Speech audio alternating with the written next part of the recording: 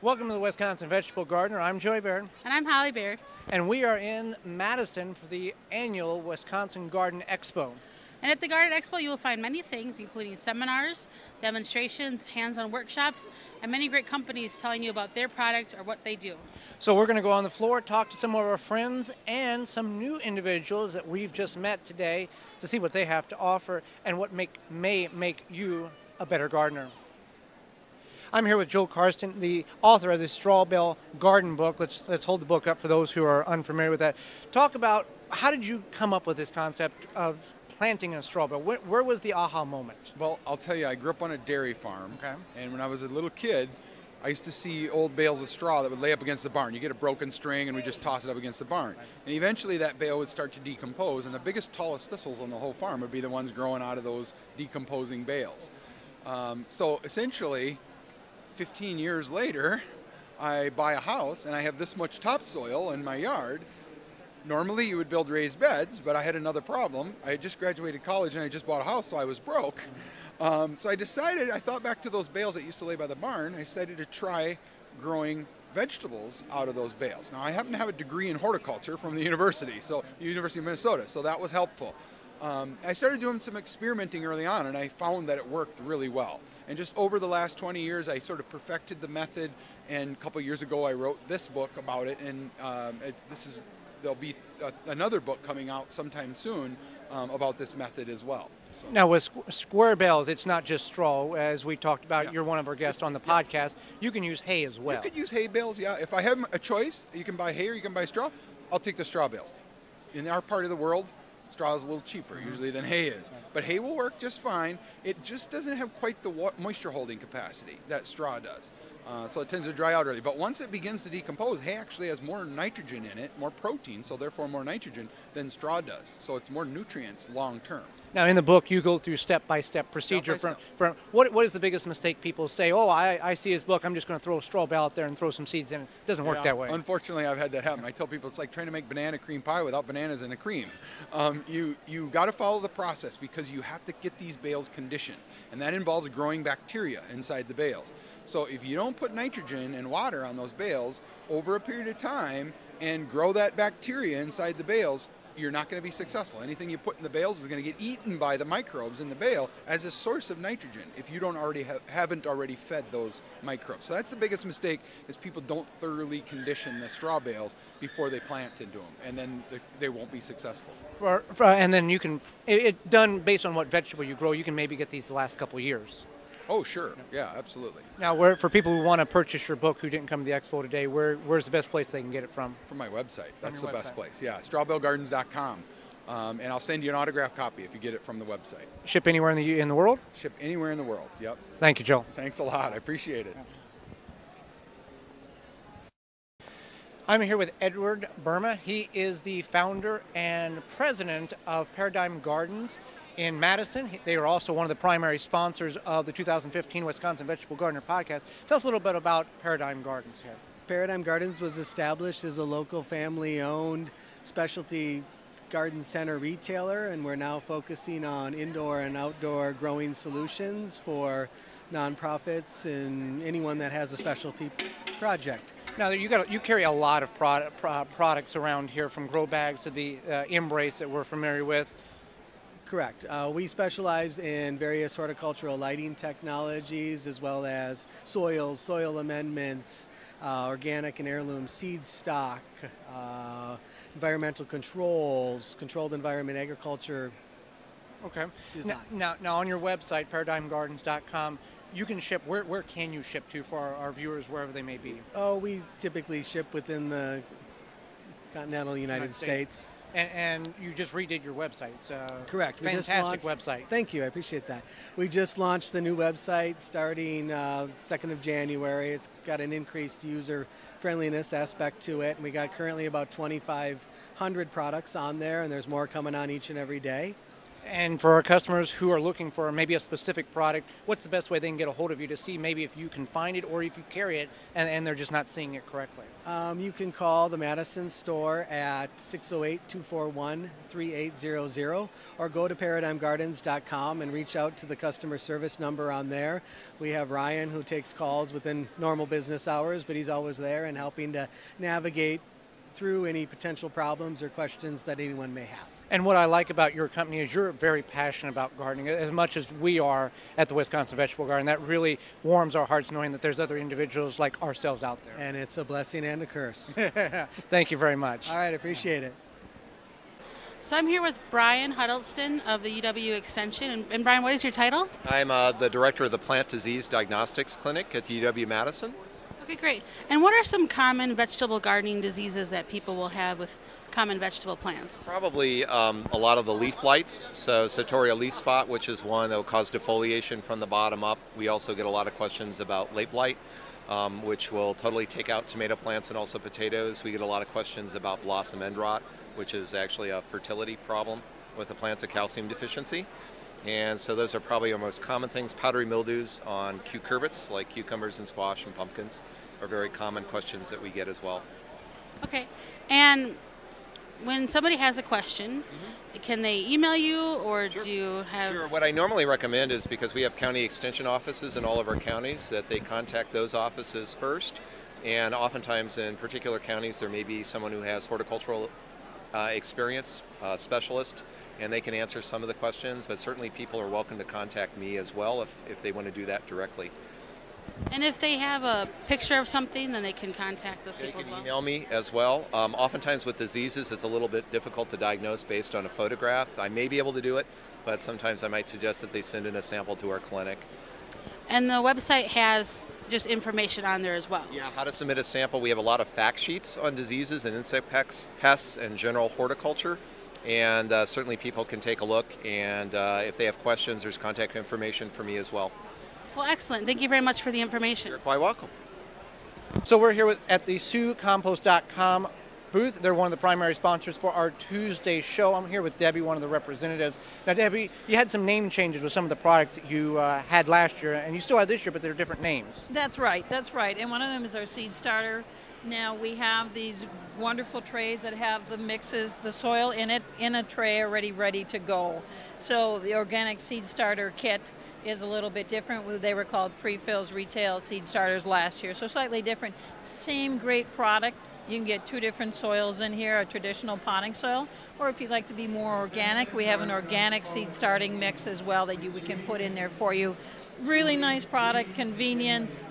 You know, the mess that you have with having to try and get the soil in there, finding the plastics, all that's taken care of for you. Nice tray, no holes in the bottom, so when you're watering in the house, you don't have that mess dripping through the house when you go through. So a really wonderful product to start seeds and transplanting transplants as well. And you still have some of the traditional products, the certified leaf compost, Absolutely. which we love. And when we were starting our peppers a few weeks ago, we had a colony of worms in it. I heard that, and what that really points out is that compost is a living, breathing thing. Now, it's not normal to find worms in there, but it's not a bad thing either. No. Talks about the biology and how that soil is alive, the microbiology, the environment. You know, we think of bacteria and funguses as being bad things. Those are actually good things. If we didn't have the bacteria and fungus present in the soils, we couldn't get the compost that's going on. It wouldn't have the benefit to the plants. Wouldn't be feeding our plants. Compost feeds plants. Right. Without those things in there, it's not going to feed the plants. And you're not going to get worms out of those big box store brands. Absolutely. Yeah, living soil, and that was something. Soil, right. And then we were happy to see, you know, good living soil. And it's black gold, that certified leaf compost. Yep. Certainly that's a good thing. So, you know, you don't always see those living things in there because it's microscopic, but it's there. And a good quality compost is going to have that living organism, you know, as part of it. So for people who want to get that certified leaf compost or your seed starting trays, where's the best place that they can start at and then try to locate a vendor? Actually, our website has a where to find us map, and you click on that and it opens out and shows you the different retailers and suppliers that carry it. And there's a whole line of products that are available besides the seed starters and our various mixes. So go to our website, SueCompost.com, and that's the first place I'd start. If you have a favorite retailer and they don't have it, talk to them. Let them know that you'd like to have it, and we'd be more more than glad to help them get them. Thank you very much. You're welcome. Thank you. I'm here with Willis of the Invasive Plant Association of Wisconsin. Now, Willis, what is an invasive plant? It's a plant that just grows pretty much out of control to the point where it takes over all the other vegetation, or at least, really impacts the native or the other vegetations. And it's pretty much generally non-native plants. They don't have to be out of the from out of the country. They can be just from out of the area, and they just find conditions here ripe where they can just grow pretty much uncontrolled. And some of them are imposters, like the Phragmites. There's invasive ones, and then there's the natural ones. Is that correct? Yes, that's true. Okay. And then say you think you have an invasive plant in your yard or your garden or whatever. How do you find information about that? You can contact our organization or the DNR. They have an invasive plant group there, and or ask a neighbor. You may have a neighbor that knows a lot about the certain plants and whether or not it's invasive or non-native. Okay, and if you have an invasive species, you're not just going to have one necessarily. It's going to be a grouping. Is that right? Not necessarily. You can just have maybe one or two. They don't come in all together, but they do. Usually, if you have some, you have other species. Okay, well that makes sense. Thank you very much. Sure, you're welcome. We're going to be back on the floor in just a moment to talk to more vendors about their products. But first, this is just a small snippet of one of Holly and myself's presentations on 10 common vegetables and how to solve them. We're going to be talking about cucumbers in this portion. Lack of cucumber production. We all like growing cucumbers. There's a bunch of different varieties available. How many of you have had issues trying to get cucumbers to grow successfully? Okay. One of them, as we touched on earlier, is the male-female flower thing. Also, So you always want to make sure you water your cucumbers at the base of the plant. That way it ensures they're getting plenty of water and also prevents the diseases from getting onto the plant as well. now I know what you're saying, but it rains. Well, yeah, it's true, but we're trying to limit the amount of water that falls on the leaves. You need to harvest them frequently. As soon as they're getting mature, harvest them, because the plant will say, plants are not grown. Nature doesn't have the plants be grown for us to eat. They're grown to carry on those traits, and once the cucumbers have reached maturity, that cucumber plant's going to shut off and not produce anymore because it's already set the seed for the next generation. So, and that's the same thing for beans, tomatoes, fill in the blank vegetable in your garden. So if you get cucumbers that sometimes start big and then they get kind of thinner and then they get bigger again, a lot of this is caused by poor pollination. It can also be caused by lack of water or too much water, or if you over-fertilize it, and also inconsistency in temperatures. Some of this stuff you can't really necessarily help, but if you have consistent with watering, that definitely does help. Yeah, the key here is if you get really hot spells, and we've had some winters, or some summers that have been really hot, that pollen in the flowers will die off just naturally. And this is what Holly's talking about, over-fertilization, a lack of water, could be a number of poor pollination. That's why that cucumber looks the way it does. So if you have cucumbers like this, now you can kind of think back and think about, what you can change to prevent this from happening. when you come into an expo, it's nice to meet new people, but it's always great to meet old friends. And I'm here with the Seed Keeper Company, Carol and Carrie. And you guys have improved your seed keepers this year for expansion whenever you have a lot of seeds. Yes, we have. Can I show it to you? Okay, you can see it from the side. We have, not in this one. Okay, sorry about that. Velcro tabs that keep the keeper card upright and stable, and it's wonderful. So your stuff can expand as much as you want or as little as you want. And you get it, now does it now come with a burlap girdle? Yes, Carol, would you tell them about the burlap girdle? We're happy to say we are now including our very special burlap girdle, which is a combination of a BPA-free nursery-grade grow bag. It's got a gusseted bottom and holes at the bottom, so it drains really well. And then we just simply put a little burlap cover over right around the sleeve, and it You just fill it with soil and your favorite plant material, and you're good to grow. And it's biodegradable, but we can use it year after year if we take care of it. Absolutely. It gets wet and you can dust it off. It's just lovely. And you got the 1 gallon, the 5 gallon, and the 10 gallon, am I right? Yes, We do. and we grow all our peppers in our 5 gallons. We grow tomatoes like crazy in our 10 gallons, and also potatoes. And our plants just love them. The soil stays warmer, so the plants do better, and we extend our growing season as a result. Well, you talked about growing potatoes. A lot of us don't like digging up potatoes, so by this you just pour, dump, and sift. There you go. And the beauty of the 10 gallon is you can fit a tomato cage right inside it. So you can turn that plant for maximum sun exposure all summer long. Now, we also want to talk about the Seed Keeper Project. This is something that you're doing in all 50 states. Explain what that is. Well, the Seed Keeper Project was our way to give back. When we started the company, we wanted to be able to do something for the community. So we started the Seed Keeper Project. We recognize schools in all 50 states. Our project is in its 5th year now. We have recognized more than 200 schools with a home farmer, a certificate, and our friend Mike Podlesny at Seeds of the Month Club is now putting in seeds for every school. For people who want to find more about you and get your great products, where can we go? Oh wow, we're online at www.seedkeepercompany.com, and we have all sorts of great items. And we've even added like a soil thermometer and soil meters, master meters. Yes. So our line is expanding to make you more successful in the garden. And like us on Facebook at the Seed Keeper Company, and follow us on Twitter at Seed Keeper Co. We also take all our nominations for our project on our Facebook. So please like us, nominate a school when you see it come through, and you'll be thrilled. Thank you, ladies. Thank you. So I'm here with Julie from Esteem. Now, this is a new product you're releasing, and it's made from steam to kill weeds. Yes, exactly. We use superheated steam. It's heated to 333 degrees to kill weeds in the garden and in the lawn. Now, this is obviously a much more organic practice than even just getting, there's different ways of extracting weeds, from using chemicals to burning them with propane. Absolutely. Steam is a very organic, easy, and cheap way to do so. Yes, it is. I mean, the steam, basically you just have to use ordinary tap water in the unit. It heats up within minutes, and you have enough steam to kill weeds in the yards for 45 to 60 minutes. Okay. What's the duration of that weed dying once you've hit it with the steam, and how long do you have to hit it with the steam? You hit it with the steam for about 5 seconds, and the weed will wilt immediately. Okay. It will wilt immediately. You just leave it in the garden, and within 24 to 36 hours, it will die. Okay.